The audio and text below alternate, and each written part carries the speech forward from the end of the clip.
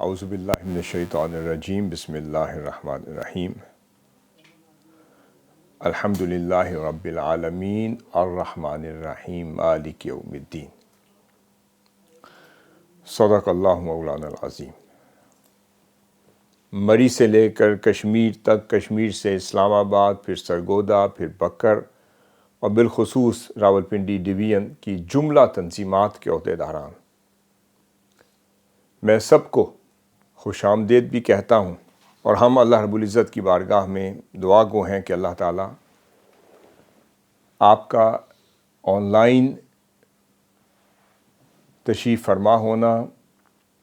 اور ہماری یہ ملاقات، اللہ رب العزت اس نشست کو آپ کے لیے،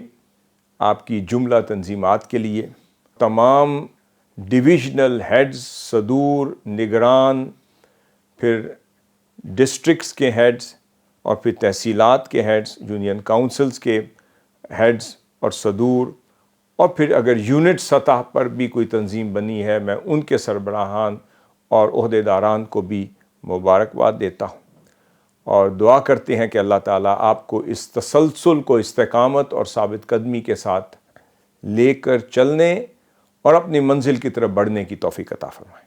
میں ایک دو نکات یا چیزیں میں سمجھتا ہوں جو ضروری ہیں، وہ میں اس آیت کریمہ جو سورۃ فاتحہ کی چند آیات آپ کے سامنے رکھی ہیں، میں اس کی روشنی میں ایک نقطہ عرض کر دیتا ہوں۔ انہوں نے تنظیمی استحکام کی بات کی، نظم کی بات کی، اعتقاد کی اور یقین کی بات کی۔ یہ سب کچھ آپ جانتے ہیں اور بہت اچھی طرح جانتے ہیں، اور جب سے میں آپ کو جانتا ہوں اس سے پہلے سے آپ تحریک میں حضور سیدی شیخ الاسلام کی بارگاہ میں آ کر بالمشافہ انہی موضوعات کو سنتے آ رہے ہیں اور سمجھتے آ رہے ہیں، اور اپنے قلوب و اذہان کو انہی کلمات سے، ارشادات سے، تعلیمات سے مستفید و مستنیر کرتے آ رہے ہیں۔ مگر ہمارے لیے جو ضروری امر ہے، جس کو ہم سمجھتے ہیں کہ تحریکی واجب ہے، وہ ہے تذکیر، جو آقا صلی اللہ علیہ وسلم کی اس شان اقدس کی سنت پر عمل کرتے ہوئے ہمارے لیے یا دعات کے لیے یا مصطفی مشن پر چلنے والے مسافروں کے لیے، مجاہدوں کے لیے، اور ہر طرح کے ادوار میں اپنا کردار ادا کرنے والے رہنماؤں کے لیے، لیڈرز کے لیے اور مشنری کارکنوں کے لیے ضروری ہے کہ وہ ہر لمحے دو کام کرتے رہیں، کہ وہ داعی کی حیثیت سے آقا صلی اللہ علیہ وسلم کے اس فرمان مبارک پر، جو اللہ رب العزت نے آقا صلی اللہ علیہ وسلم کو مخاطب کر کے فرمایا، اعوذ باللہ من الشیطان الرجیم فذکر انما انت مذکر، کہ محبوب آپ کی شان اقدس یہ ہے کہ آپ انہیں تذکیر فرما دیا کریں، انہیں وہ سبق یاد دلا دیا کریں، اور ذہن میں رکھیں کہ سبق وہ یاد دلایا جاتا ہے جو پہلے سے سکھایا جاتا۔ تو آقا صلی اللہ علیہ وسلم کے جو ذمے اللہ رب العزت نے فرمایا، محبوب سبق تو وہی ہے جو ہم نے آپ کی امت کو یا امم سابقہ کو سکھا دیا، بتا دیا، اور جمیع انبیاء اپنے فرائض نبوت پر عمل پیرا اس پیغام کو اپنی اپنی قوموں تک پہنچاتے رہے، انہیں اللہ کے عذاب سے بچاتے رہے، اور انہیں خیر خواہی پر امر بالمعروف اور نہی عن المنکر کی تبلیغ اور ترغیب دیتے رہے، اور عذاب آخرت سے بچاتے رہے، اللہ کی توحید کے قریب کرتے رہے، اور رسالت سے جوڑتے رہے، اور امتوں کو راہ راست پر لانے میں اپنا کردار ادا کرتے رہے۔ اب آقا علیہ الصلوۃ والسلام نے بھی اسی کی تذکیر کا سلسلہ اپنی امت کے لیے شروع فرمایا، اور اسے علی سبیل التنزل اپنی امت کے ہر داعی، خواہ وہ مجدد وقت ہوں یا کتب ہوں یا غوث ہوں یا شیخ الاسلام ہوں یا مربی ہوں یا مصلح ہوں، انہیں اپنی اپنی حیثیت میں اسی تذکیر کا سبق دیا کہ جب بھی وہ قوم سے مخاطب ہوں تو انہیں وہی سبق یاد دلائیں جو میں نے انہیں یاد دلایا تھا۔ حاضر محترم، بات یہ ہے کہ ایک حدیث شریف ہے، آقا صلی اللہ علیہ وسلم نے فرمایا الارواح جنوح مجندہ وما تعارف منہا ائتلف وما تناکر منہا اختلف۔ آپ نے فرمایا یہ جو ارواح ہیں، میں نے بات سبق کی ہے اور میں نے بات تذکیر کی ہے، اور میں نے عرض کی ہے اس سبق کی تذکیر ہوتی ہے جو پہلے سے دے دیا گیا ہو،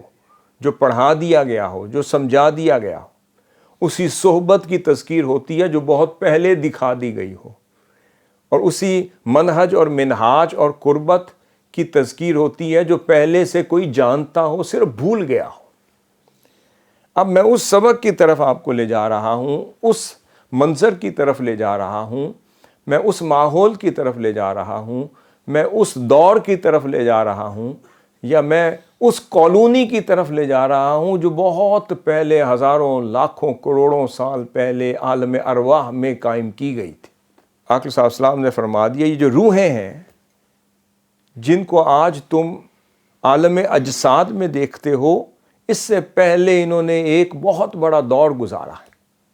اور جس کی طرف اللہ رب العزت نے ایک اور مقام پہ اشارہ فرمایا، اعوذ باللہ من الشیطان الرجیم، هل اتى على الانسان حین من الدہر لم یکن شیئا مذکورا، کہ انسان پر زمانوں میں سے ایک زمانہ ایسا بھی گزرا ہے کہ وہ شیء مذکور نہ تھا، وہ اس طرح جانا پہچانا نہیں جاتا تھا جس طرح تم آج اسے جانتے پہچانتے۔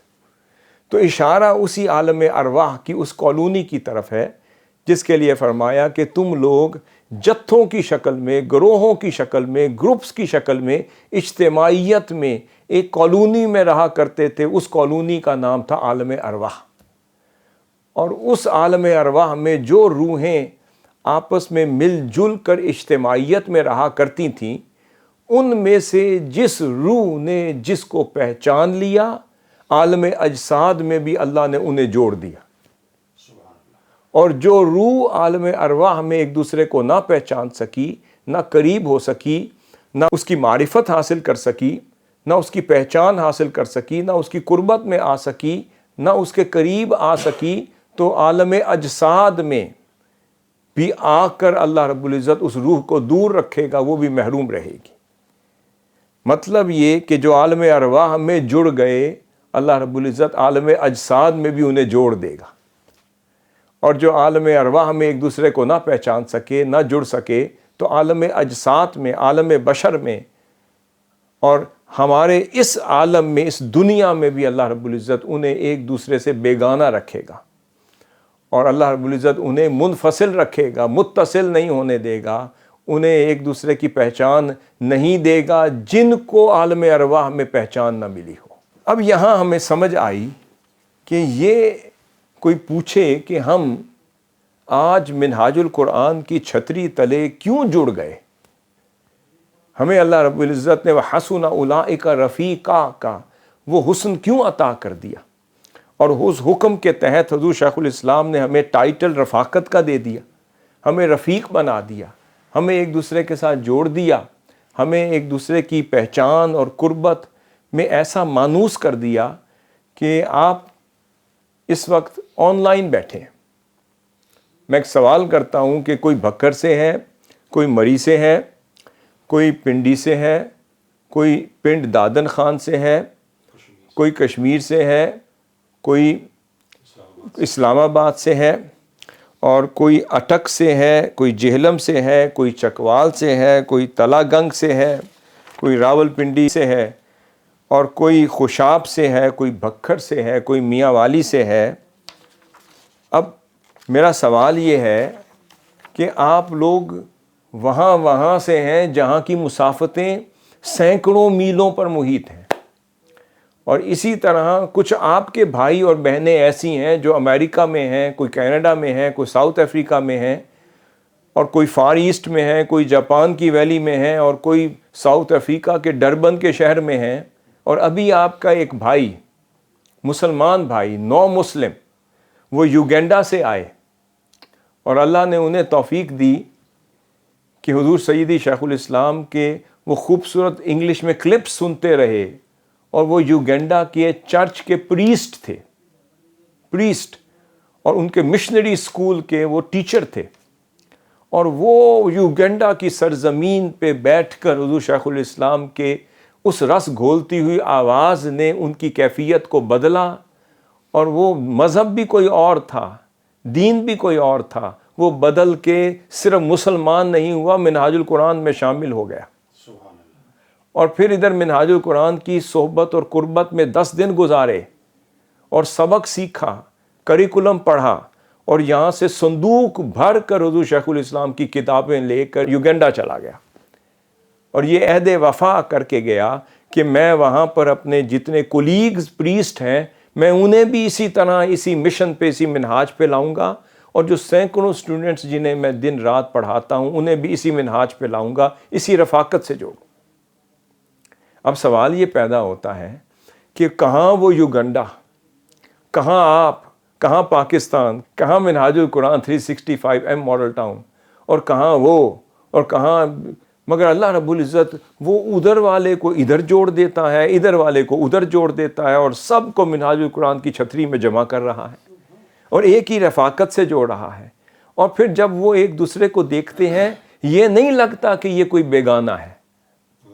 جب ایک دوسرے کے ساتھ بیٹھتے ہیں، ایک دوسرے سے بات کرتے ہیں، گفت و شنید کرتے ہیں، سنتے ہیں یا سناتے ہیں، لگتا یہ ہے کہ سارے مجنوں ہیں، لیلا ایک ہے۔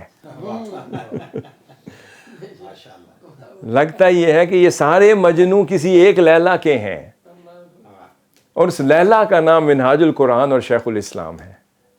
اور یہ سارے مجنوں جو مارے مارے پھر رہے ہیں، کوئی پیالے لا کر کوئی گداگری کر رہا ہے، اور کوئی خون بہا کے اپنا حصہ ڈال رہا ہے، کوئی پسینے بہا کر حصے ڈال رہا ہے، کوئی قدم چلا کر حصہ ڈالتا ہے، کوئی قلم چلا کے حصہ ڈالتا ہے، کوئی نگاہوں کے ذریعے سے اپنا حصہ ڈال رہا ہے، کوئی جیب میں ہاتھ ڈالتا ہے، جو نصیب میں ہے وہ خرچ کر کے حصہ ڈال رہا ہے، اور کوئی اپنے مال، اسباب، اور اپنی زمین اور اپنے معاملات اور اپنی وہ ملکیت بیچ کر حصہ ڈال رہا ہے، کوئی چیزیں گروی رکھوا کے حصہ ڈال رہا ہے، اور کوئی اپنے عزت، جان اور آبرو مشن پر قربان کر کے حصہ ڈال رہا ہے۔ ان سے پوچھیں کہ یہ سنگت آج کی ہے یا سبق پرانا ہے؟ آج یوگینڈا آپ کے حصے میں لکھا تھا، یا پتہ نہیں یہ روح عالم ارواح میں بھی شیخ الاسلام کو جانتی ہوگی۔ اس کا نام پھر میں نے رکھا، میں نے کہا آپ نے نام کیا؟ اس نے کہا میرا نام ہے حامد۔ اس نے کہا میرا نام ہے حامد۔ میں نے کہا پھر لکھو حامد مصطفیٰ۔ پھر ہم تو حضور کے حامد تیار کر رہے ہیں، ہم تو حضور کے حماد تیار کر رہے ہیں، ہم تو حضور کے ثنا خان تیار کر رہے ہیں، ہم تو حضور کی بارگاہ کے چرچا کرنے والے غلام تیار کر رہے ہیں۔ تو بات یہ ہے کہ یہ نسبت لے کر وہ چلا گیا۔ اب سوال یہ پیدا ہوتا ہے کہ اس کا رنگ بھی اور، اس کی نسل بھی اور، رنگ بھی اور، نسل بھی اور، خاندان بھی اور، زبان بھی اور، ملک بھی اور، نہ وہ جانے ہم کدھر تھے، نہ ہم جانتے تھے وہ کدھر تھا۔ اللہ رب العزت نے کہاں اس کو اٹھایا، سفر کرایا، منہاج القرآن کی وادی میں لا کر کھڑا کر دیا، اور یہاں آ کر 10 دن کی صحبتوں میں آغوش منہاج القرآن میں آ کر سوچتا تو ہوگا، اے روح لگتا یہ ہے کہ سبق پرانا ہے، یاد پھر کروا دیا گیا ہے۔ یہ منہاج القرآن ہے جو عالم ارواح کے رشتوں کو یاد دلوا کر دوبارہ سے جوڑ رہی ہے۔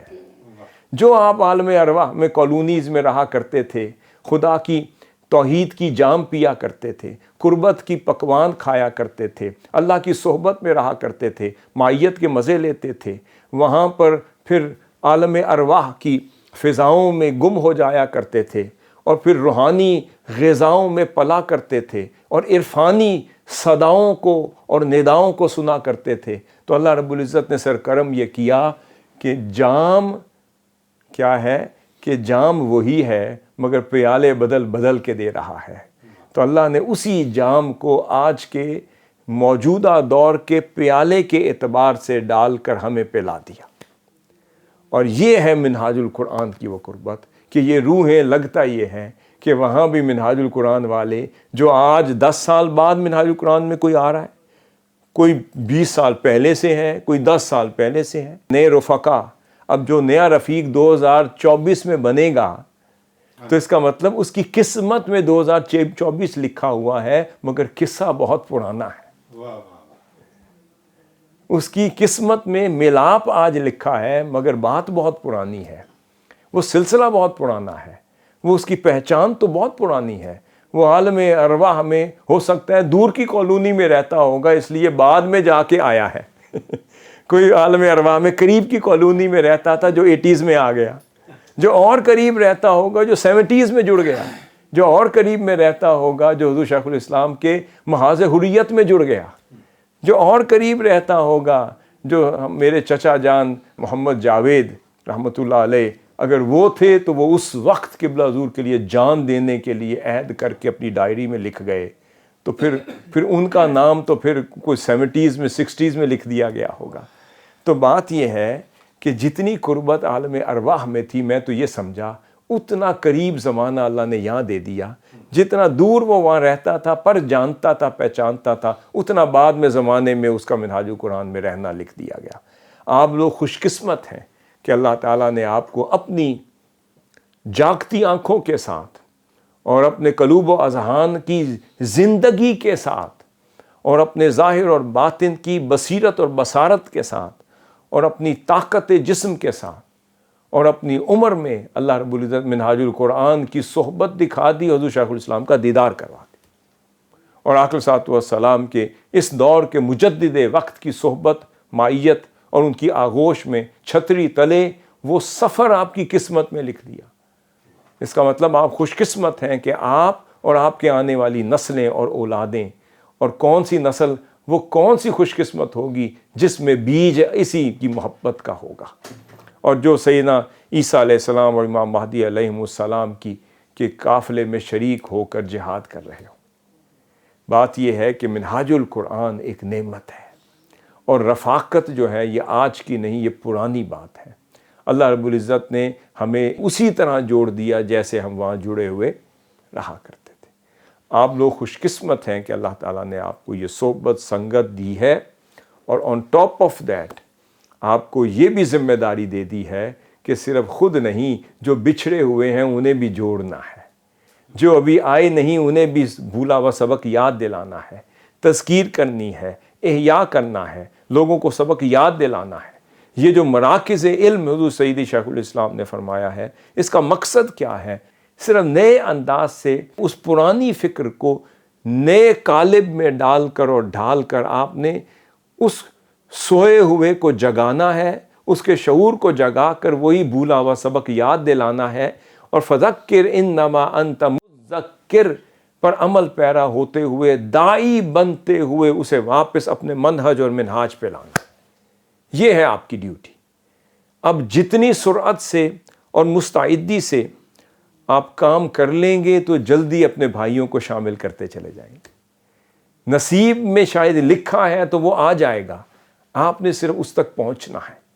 آپ نے اس تک رسائی حاصل کرنی ہے اور اسے شامل کرنا ہے. اور اس قافلے میں، اور یہ قافلہ جو ہے یہ سالار قافلہ حضور شیخ الاسلام ہے، اور منزل گنبد خضرا ہے، اور مقصد جو ہے وہ امام مہدی علیہ السلام سیدنا عیسیٰ علیہ السلام کے ساتھ مل کر وقت کے دجال کے ساتھ مقابلہ کرنا. تو بات یہ ہے کہ اس کے لیے 2 چیزوں کا ہونا بڑا ضروری ہے. مشہور شعر ہے، آپ ہمیشہ پڑھتے ہیں، جب تک بکے نہ تھے کوئی پوچھتا نہ تھا، تو نے خرید کر ہمیں انمول کر دیا. اب ہم بک گئے. جب تک بکے نہ تھے تو اس کے شرائط اور تھیں، جب بک جائیں تو شرائط بدل جاتی ہیں، قواعد بدل جاتے ہیں، ضوابط بدل جاتے ہیں، اس کا تقاضا اور ہے. جب تک سودا خریدا نہ تھا تو اس کی جانچ پڑتال جتنی مرضی کر سکتے تھے کریں. جب آپ نے اپنا ہاتھ ان کے ہاتھ میں دے کر عقد کر لیا، افائے عہد کر لیا، تو اس کا تقاضا یہ ہے کہ جتنا اعتقاد مضبوط ہوگا اتنے فیوزات ملتے چلے جائیں. یہ ذہن میں رکھ لیں، جتنا اعتقاد مضبوط ہوگا اتنے فیوزات ملتے چلے جائیں گے. جتنا عقیدہ مضبوط ہوگا اتنی جلدی سے سرعت کے ساتھ کنکورڈ کی سپیڈ میں آپ راکٹ کی سپیڈ میں سفر کریں. یہ جو سفر ہے ہم کہتے ہیں جی اثر نہیں ہو رہا، حضور ہم وظیفہ کرتے ہیں مگر وہ اثر نہیں ہو رہا. بھئی کمی وظیفے میں نہیں ہے، پڑھنے والے کا مسئلہ ہے. وہ حضور وہ کیفیت نصیب نہیں ہو رہی. تو پھر کیفیت کا تعلق اس عبادت میں کے ساتھ نہیں ہے، کیفیت کا تعلق دل کے حال کے ساتھ ہے. صرف آپ کو اپنے دل کو کہ اعتقاد کو مضبوط کرنے کی ضرورت ہے. ہم میدان میں چل رہے ہوتے ہیں اور جب کبھی تھوڑا سا بھی سفر لمبا ہو جائے تو ہم متزلزل ہونا شروع ہو جاتے ہیں. مگر آپ ذرا چشم تصور میں لائیں کہ حضور شیخ الاسلام نے جب سے آپ کو سفر پر ڈالا ہے اور منزل دکھائی ہے، منزل ایک ہی رکھی ہے. حضور شیخ الاسلام نے نہ منزل کے دروازے بدلے ہیں، نہ راستہ بدلا ہے، نہ منزل کو کچھ اور بنایا ہے. منزل وہی ہے جو محاذ حریت کے دور سے دیکھی ہے. منزل وہی ہے جو خواب میں دکھا دی گئی ہے. منزل وہی ہے جو آقا صلی اللہ علیہ وسلم کی بارگاہ سے عطا کر دی گئی ہے. اس لیے بات یہ ہے کہ اگر کمی ہو تو کمی ہم میں ہے. وہ کرم فرمانے والوں اور کرم کو لے کر چلنے والوں میں کمی نہیں ہے. شیخ عبد القادر الجزائری، امام یوسف النبہانی اپنی کتاب میں لکھتے ہیں کہ شیخ عبد القادر الجزائری اپنے وقت کے مقرب ہستیوں میں ان کا شمار ہوتا تھا. بہت بڑے شیخ الاسلام تھے، بہت بڑے شیخ القرآن تھے، بہت بڑے محدث تھے، عالم تھے، فقیہ تھے، اور بہت بڑے جری تھے، اور جرت مند انقلابی شخصیت تھے، اور بہت بڑی روحانی شخصیت تھے. شیخ عبد القادر الجزائری کے بارے میں اپنی کتاب میں امام یوسف بن اسماعیل النبہانی لکھتے ہیں شیخ عبد القادر الجزائری کو جب حکم دیا گیا اور انہوں نے رشد و ہدایت اور تعلیم و تربیت کا اور دعوت کا سلسلہ شروع کیا، اور آپ کا اتنا رعب تھا کہ اگر کسی نان مسلم کو آپ اپنے گھر میں داخل کر لیتے تو وقت کے سلاطین کو بھی جرت نہ ہوتی کہ وہ ان کے گھر داخل ہو سکتے. ان کا رعب تھا، ان کا دبدبہ تھا، وہ علمی رعب تھا، روحانیت کا رعب تھا. ایک بہت بڑی انقلابی اور روحانی شخصیت تھی. شیخ عبد القادر الجزائری کے بارے میں لکھتے ہیں کہ انہیں جب ایک عرصہ انتظار رہا کہ حضور صلی اللہ علیہ وسلم کی بارگاہ سے بلاوا کب آئے گا. پھر ایک روز بلاوا آ گیا اور ان کو بلا لیا گیا. وہ بڑی تیاری کے ساتھ آقا صلی اللہ علیہ وسلم کے شہر مدینہ پہنچے. اپنا خوبصورت جبہ سلایا، دستار سلائی، اور ایک لباس سلا کر پھر اللہ صبح فجر کے وقت رات کو پہنچ گئے. تیاری کر کے صبح تہجد کے وقت پھر آقا صلی اللہ علیہ وسلم کی بارگاہ میں قدمین شریفین والی جگہ پہ حاضر ہوئے، اور حاضر ہو کر فرماتے ہیں، یہ اپنا واقعہ اور امام نبہانی لکھتے ہیں، وہ لکھتے ہیں کہ اس وقت ہاتھوں کو جوڑ کر آقا صلی اللہ علیہ وسلم کے قدمین شریفین والی جو دروازہ ہے، جو باب ہے، وہاں کھڑے ہو کر قدم اندر نہیں رکھا، اور اشعار کا ایک سجعہ جو بڑا منظم کلام، بڑا خوبصورت منظم کلام، وہ آقا صلی اللہ علیہ وسلم کی بارگاہ میں اشعار کی شکل میں پیش کیا. یعنی عرضی پیش کی اور داخل ہونے کی اجازت طلب کی. اور ان کے الفاظ تھے کہ قلب کا حاضر یا رسول اللہ، آپ کا کتا آپ کے در پر حاضر ہے.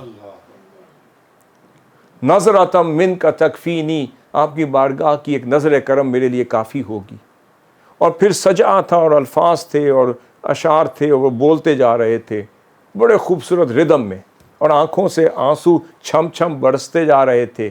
آنکھیں بند تھی، سر جھکا کے حضور کی بارگاہ میں حاضر ہونے کا اذن طلب کرتے جا رہے تھے اشعار کی شکل. یہاں تک کہ آقا صلی اللہ علیہ وسلم کی بارگاہ سے آواز آئی، انہیں اجازت ملی. اور یہ امام نبہانی لکھتے ہیں، فرمایا کہ یا عبد القادر انت مقبول عندنا بہذی السجعہ، یہ جو کلام آپ نے پڑھا ہے اس کی وجہ سے ہماری بارگاہ میں مقبول ہی مقبول ہے، آ جائیں. فرماتے ہیں مجھے اجازت مل گئی، میں حضور صلی اللہ علیہ وسلم کی بارگاہ میں داخل ہو گیا، پھر میں آپ کے قدمین شریفین والی جالی مبارک کے سامنے کھڑا تھا۔ فرماتے ہیں اچانک میں ایک زاویے کونے میں ہو کر ادب کے ساتھ چہرہ آقا صلی اللہ علیہ وسلم کی جالی مبارک اور نالین پاک اور قدمین شریفین والی جگہ پہ میں نے مرکوز کر لیے، اور پھر اچانک میں کھڑا کھڑا مجھ پر ایک غشی طاری ہوئی، ایک نیند کا عالم طاری ہوا۔ تھوڑی دیر کے لیے میری آنکھ لگی، میں کھڑے کھڑے دیکھتا ہوں کہ اچانک جالی مبارک کھل گئی، جالی مبارک کھل گئی، اور آقا صلی اللہ علیہ وسلم اپنے ظاہری جسد مبارک اور اپنے حسن کامل کے ساتھ اپنے حسین ترین لباس میں ملبوس خود جالی مبارک سے باہر تشریف لا رہے ہیں۔ میں کبھی چہرہ ودعا کو دیکھتا ہوں، کبھی زلف عنبری کو دیکھتا ہوں، کبھی قامت مصطفیٰ کو دیکھتا ہوں، کبھی حسن کمال مصطفیٰ کو دیکھتا ہوں۔ وہ کہتے ہیں مجھ سے رہا نہ گیا، میں اس عالم میں دوڑا، تیزی سے آقا صلی اللہ علیہ وسلم کے قدمین شریفین کو چوم لوں اور بوسہ دے دوں۔ جب میں بڑھنے لگا بوسہ دینے کے لیے تو وہ منظر ہٹا لیا گیا، منظر ہٹا لیا گیا،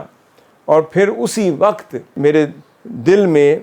یہ آیت القاء کر دی گئی، اذا دعیتم فادخلوا واذا طعمتم فانتشروا، کہ جب تمہیں بلایا جائے تو آ جایا کرو منگتوں کی مانند، اور جب ٹکڑے کھلا دیے جائیں تو پھر چلے جایا کرو اور تقسیم کیا۔ وہ سمجھ گئے کہ حضور نے اپنی بارگاہ کے کچھ ٹکڑے کھلانے کے لیے بلایا تھا، جتنے ٹکڑے عطا کرنے تھے میرے نصیب میں تھے وہ دے دیے، اب فرما رہے ہیں اب جاؤ میری امت میں تقسیم کرو۔ حضور شیخ الاسلام کیا کر رہے ہیں؟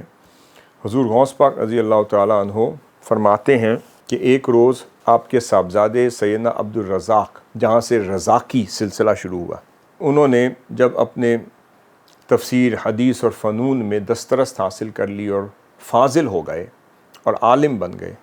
آپ نے اپنے بابا جان کو عرض کیا کہ حضور اجازت دیں کہ آپ کی مسند پر بیٹھ کر میں آپ کے خطاب سے پہلے خطاب کروں۔ آپ نے اجازت دے دی۔ حضور غوث الاعظم رضی اللہ تعالیٰ عنہ کے مجمع سے مخاطب ہوئے، اور وہ مجمع جہاں روزانہ روحیں قفس انصری سے پرواز کر جایا کرتی تھی، جہاں وجہ طاری ہوتے تھے، جنازے نکل جایا کرتے تھے، لوگوں کی کیفیات کو سنبھالنا مشکل ہو جایا کرتا، اس مجمع سے مخاطب ہوئے، اور آپ نے جتنے نوادر اور جواہر اور موتی جو علم کے چنتے رہے وہ بہا دیے، کلابے ملا دیے، مگر ایک شخص بھی حضور غوث پاک رضی اللہ عنہ کے مجمع میں بیٹھا ہوا ٹس سے مس نہیں ہوا، یعنی اس پہ کوئی وجد کی کیفیت نہیں طاری ہوئی۔ آپ پسینے سے شرابور ہوئے، اتنے میں خطاب ختم ہوا، اور حضور غوث پاک رضی اللہ تعالیٰ عنہ معمول کے مطابق تشریف لے آئے، اور آ کر اپنی مسند پر تشریف فرما ہوئے، اور انہوں نے دو جملے کہے، اور ان جملوں پر وجد طاری ہوا اور کئی جنازے نکل گئے۔ آپ نے صرف اتنا فرمایا، میرے طلاب، میرے بچوں، رات کو میں نے پیالے میں دودھ رکھا تھا، بلی آئی ٹھوکر ماری گرا دیا۔ رات کو پیالے میں دودھ رکھا تھا، بلی آئی ٹھوکر ماری اور گرا دیا۔ بس یہ کہنے کی دیر تھی کہ لوگوں پہ وجد طاری ہوا، کیفیات طاری ہوئی۔ آپ کے صاحبزادہ صاحب کو سمجھ نہیں آئی، حیران ہوئے۔ جب خلوت میں گئے تو پوچھتے ہیں بابا جان یہ کیا ہوا؟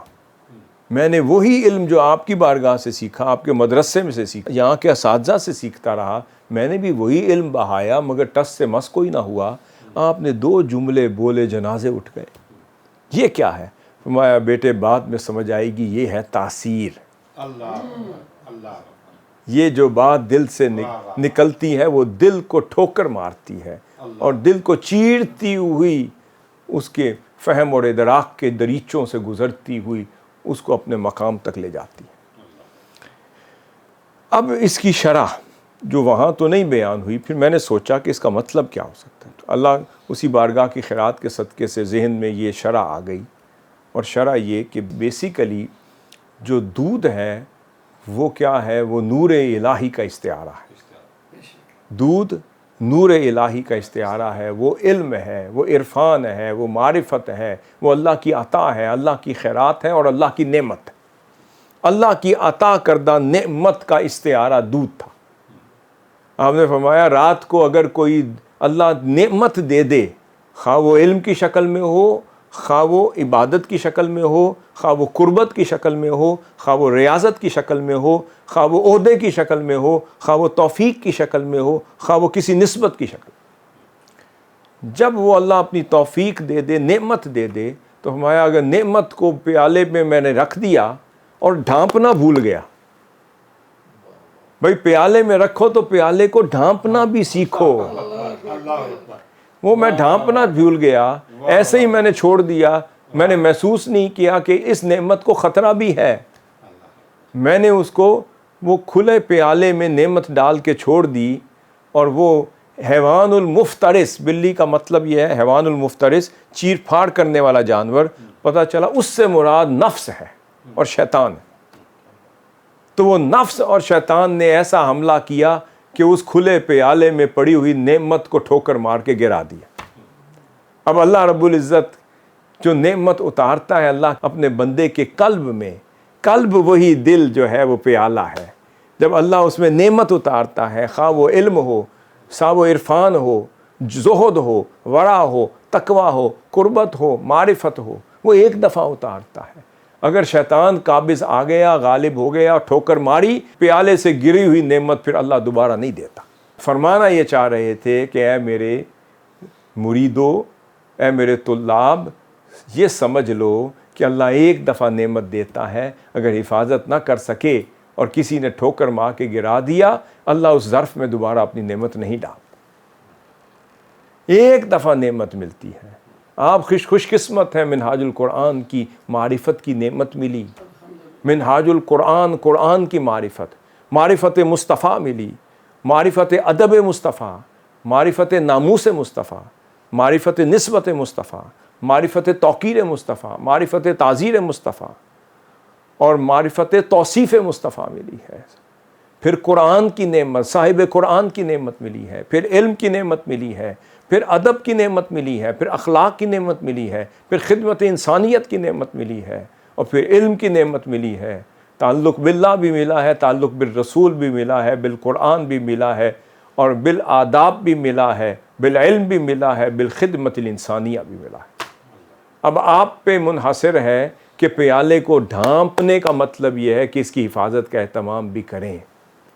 کس طرح؟ جتنا پیالے میں نعمت زیادہ ہو اسے زیادہ ڈھانپا کریں۔ جتنی زیادہ خالص دودھ، اب تو خالص بھی نہیں ملتا، تو کوئی خالص والوں کی صحبت میں ہی خالص ملے گا نا، جو خالص نہ ہو ان کے پاس خالص چیز کہاں سے ڈھونڈیں گے آپ؟ تو جو آپ کو خالص چیز منہاج القرآن مل گئی، اس کی حفاظت کریں۔ اس کی حفاظت کا ذریعہ عبادت ہے، اس کی حفاظت کا ذریعہ جہد ہے، اس کی حفاظت کا طریقہ ریاضت ہے، اور اس کی حفاظت جو ہے وہ جہد مسلسل ہے، اس کی حفاظت نوکری ہے۔ آپ فرماتے ہیں منہاج القرآن والوں کا وظیفہ جو ہے وہ خدمت منہاج القرآن ہے، وہ نوکری ہے اس منہاج القرآن کی، وہ دعوت ہے جس کے لیے آپ نکلتے ہیں۔ آپ رفیق بنائیں، دعوت الی الحق میں جائیں، لوگوں کو منہاج القرآن میں شمولیت کے لیے تگ و دو کرتے رہیں، اور صرف شریعت کے ظاہر پر عمل پیرا رہیں، جو بیسکس ہیں اسلام کی ان میں سے کچھ نہ چھوڑیں۔ نماز کے پابند رہیں، وضو کے ساتھ رہیں، عبادت کے ساتھ رہیں، تقوی کے ساتھ رہیں، طہارت پر قائم رہیں، رزق حلال کھاتے رہیں، حرام کے قریب نہ آئیں، رزق حلال، اور اس کے بعد پھر توکل کا پیکر ہو جائیں۔ اور جس ہستی نے وہ مکھڑا دکھایا ہے، جس ہستی نے وہ در دکھایا ہے، اور جو ہستی سبب بنی ہے اس معرفت کی، اور ان کی ساری زندگی ادب اور احترام اور اطاعت میں گزاریں گے تو زیادہ ملے گا۔ بس یہ ذہن میں رکھ لیں، اگر شکوک و شبہات کے گرد و غبار آ جائیں گے تو پیالہ اسی وقت گرا دیا جائے گا۔ اور بات یہ ہے کہ نعمت ادب والوں کو ملتی ہے، اور خاص جو انمول موتی ہیں وہ بھی کسی سیپ میں ڈالے جاتے ہیں، ہر سیپ کے پیٹ میں موتی نہیں ہوتا،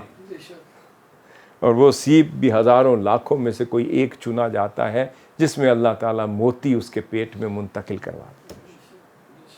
تو بات یہ ہے کہ اگر ایک سیپ میں موتی مل گیا، اس کی حفاظت کرنے والے بن جائیں۔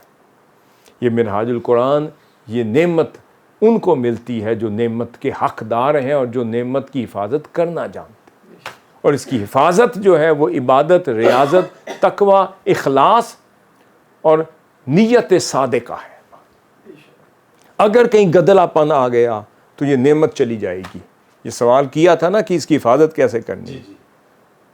کہ کیا تیقن مضبوط رہے، اعتقاد مضبوط رہے۔ آپ جس قلعے سے بندھے ہوئے ہیں بھئی بندھے رہیں گے تو بچے رہیں گے۔ آپ کو کیا پتا کہ باہر کتنے وہ حیوان ہیں جو انتظار میں ہیں اور آپ کو اچک لے جائیں گے، تو یہ تو چھتری بچا رہی ہے۔ آپ تھوڑا سا بیڑی بیڑے سے ہٹ کر ان چھوٹی کشتیوں کی مانند اور سمندری طوفان میں سروائیو کرنا سیکھیں یا سروائیو کرنے کی کوشش کریں، چل پتا جائے گا کہ باہر ہر طرف سے طوفان ہے، حملے ہیں، اور وہاں پر ہر جگہ سے ہر کوئی حملہ آور ہے۔ آپ کو کیا پتا یہ بحری بیڑا بڑے آرام سے آپ کو اپنے ساتھ لگا کہ کتنی بڑی منزل کی طرف لے جا رہا۔ آپ ذرا تنہا سفر کریں تو پتہ چلے گا گرداب میں ایسے گم ہوں گے کہ آپ کو اپنی بھی خبر نہیں ہے۔ یہ اللہ نے کرم کیا کہ کشتیوں کے ساتھ نہیں لگایا۔ کچھ لوگ کشتیوں کے ساتھ لگ کے بھی سمجھتے ہیں کہ میری دنیا بن گئی، آپ کو تو بحری بیڑے کے ساتھ لگایا جس میں پوری کائنات آباد ہے اور پتہ بھی نہیں چلنے دے رہا اور سکون سے سفر کر رہا ہے۔ تو بات یہ ہے، یہ منہاج القرآن کی نعمت ہے، اس میں سب کو لانا ہے۔ مگر ذہن میں رکھ لیں، میں بحری بیڑے کی مثال کیوں دے رہا ہوں؟ بحری بیڑے پر ایک بہت بڑا فلیٹ ہوتا ہے، ایک دنیا آباد ہوتی ہے، اس میں مال بھی ہے، اس میں سوئمنگ پول بھی ہے، اس میں ریزیڈینشل بلاکس بھی ہیں، اس میں آپ کی ایکٹیویٹیز بھی ہیں، اور اس میں ہر طرح کی صلاحیت رکھنے والے فائٹر پلینز بھی آتے ہیں، ہیلی کاپٹرز بھی آتے ہیں، اس میں فورسز بھی ہیں، ان کے بنکرز بھی ہیں، ہر طرح کی توپ بھی ہیں، میزائلز بھی ہیں، اکوپڈ بھی ہے، ہر طرح کی فیسیلیٹی بھی ہے، پورا بازار بھی آباد ہے، شہر بھی آباد ہے، اور چھوٹے چھوٹی کالونیز بھی بنی ہوئی ہیں، اور بحری بیڑا ایسے آرام سے سفر کر رہا ہے جیسے اس کو خبر ہی نہیں کہ میں، اور وہ آپ کو بڑے آرام سے اپنی آگوش اور چھتری میں اور پڑوں میں چھپا کے لے کے جا رہا ہے۔ پتہ تب چلے گا جب اوپر سے سہارا ہٹ گیا۔ یہ ممتا کی مانند یہ منہاج القرآن آپ کی اپنی آگوش میں بچا کے آقا صلی اللہ علیہ وسلم کی بارگاہ کے قابل بنا رہا ہے، اور اللہ رب العزت کی بارگاہ میں لے جانے اور جانے کے قابل بنا رہا ہے۔ یہ منہاج القرآن ہے جو آپ کی معیشت کے لیے بھی برکت ہے، معاشرت کے لیے بھی برکت ہے، اور آپ کی سیاست، آپ کی گھریلو زندگی کے لیے بھی برکت ہے، اور آپ کی معاشی اور معاشرتی زندگی کے لیے برکت ہے، اقتصادیات کے لیے بھی برکت ہے، ایمانیات کے لیے بھی برکت ہے، الہیات کے لیے بھی برکت ہے، آپ کے عرفان اور وجدان کے لیے بھی برکت ہے، آپ کے ظاہری وجود کے لیے بھی برکت ہے، اس دنیا اور آخرت اور قبر کے لیے بھی برکت ہے۔ پتہ تب چلے گا جب آنکھ بند ہوئی قبر میں جائیں گے، جب پوچھا جائے گا ما کنت تقول فی ھذا الرجل محمد صلی اللہ علیہ وسلم، تو اگر عاشق بن گئے تو حضور فرما دیں گے یہ تو میرے لیے زندگی بسر کرتا تھا، میرا عاشق تھا، مجھ سے پوچھو یہ کون تھا۔ یہ حضور شیخ الاسلام اس دن کے انتظار کے لیے آپ کو تیار کر رہے ہیں۔ آپ پہ فرض ہے کہ چین سے گھر نہیں بیٹھنا، بڑا سفر ہے، کٹھن سفر ہے، طوفان بہت ہیں، دشمن بہت ہیں، حملے بہت ہیں، چین سے نہیں بیٹھنا۔ وظیفہ آپ کا منہاج القرآن کی خدمت ہے بس، مگر بیسک شریعت پہ عمل پیرا ہو کر بیسکس لوز نہیں کرنی۔ وہ یہ نہیں کہنا کہ سائیاں دے لڑ لگے ہاں تو بس سارا بیڑا پار ہے، نہیں، بیسک پیٹرول ہوگا تو گاڑی چلے گی۔ تو پیٹرول اور ایندھن آپ کی عبادت ہے، وہ آپ کی اعتکاف کی تیاری ہے، وہ آپ کی رات کو رکت ہے، وہ آہو بکا ہے، اس سے آپ نے تیاری کرنی ہے، اور پھر دن جو ہے وہ گھوڑے پر سوار ہونا ہے، پھر سفر کرنا ہے، پھر آپ کے معاملات پھر اللہ سنبھالتا رہے گا، اور آپ کو کبھی گرم ہوا نہیں لگنے دے گا۔ یہ منہاج القرآن کی حفاظت میں رہیں گے، حفاظت کرتے رہیں گے، اپنے آپ کو مستقیم رکھیں گے، ثابت قدم رکھیں گے، اور پھر لوگوں کو جوق در جوق اس میں بلاتے رہیں گے کہ 1 کروڑ نمازی آسان کام نہیں ہے، آپ اپنا کام کریں، وہ وقت آئے گا کہ جب وہ آنے والی منزل آپ کا خود انتظار کر رہی ہوگی انشاءاللہ۔ اللہ تعالیٰ خیر و برکت عافیت سے رکھے، اور یہ مراکز علم جو ہیں یہ وہ مرکز ہیں جہاں آپ نے لوگوں کی گاڑیوں میں ایندھن بھرنے ہیں۔ یہ زاد راہ تیار کرنے کے مراکز ہیں، مرکز علم زاد راہ تیار کرنے کے مراکز ہیں۔ جتنا اچھا ایندھن ڈالیں گے، جتنا اچھا پیٹرول، اتنا اچھا سفر طے کر لیں گے۔ اور پیوریفائڈ پیٹرول ہوگا تو بڑے سے بڑا فائٹر بھی بڑے آرام سے آپ کا سفر طے کروا دے گا۔ تو پیوریفائڈ ایندھن اور پیٹرول اور بنزین وہ ہے کہ جس کے اندر دنیا کا گدلا پن داخل نہ ہو۔ اس لیے حضور شیخ الاسلام پاک صاف اجلا کر کے آپ کو تیار کر کے آقا صلی اللہ علیہ وسلم کی بارگاہ میں حاضر ہونے کے قابل بنا رہے ہیں۔ اللہ رب العزت یہ رفاقت، یہ سنگت، یہ منہاج، اس کی معرفت اور یہ تنظیم سازی، یہ آپ نے ایک ایک جگہ تک اس پیغام کو پہنچانا ہے، ایک ایک یونٹ تک پہنچانا ہے، اور جہاں ہو سکے ہر گلی میں ایک مرکز علم بنانا ہے، اور فہم دین پروگرام جو ہے، جو دعوت کا ذریعہ ہے، اسے عام کرنا ہے۔ اور آج سے عہد کر لیں، یہ 3 چیزیں ہیں۔ ایک آپ کا مرکز علم، اس پہ لگ جائیں۔ دوسرا آپ کا فہم دین، جو دعوت کا پروسیس ہے، اس پر لگ جائیں، اور پھر نئے لوگوں کو شامل کریں، براڈ کاسٹ لسٹ میں لائیں، اور اپنے شیخ کی آواز انہیں ڈائریکٹ سنانا شروع کر دیں۔ بس ذہن میں رکھیں، اور کوئی شکوہ بھی کرے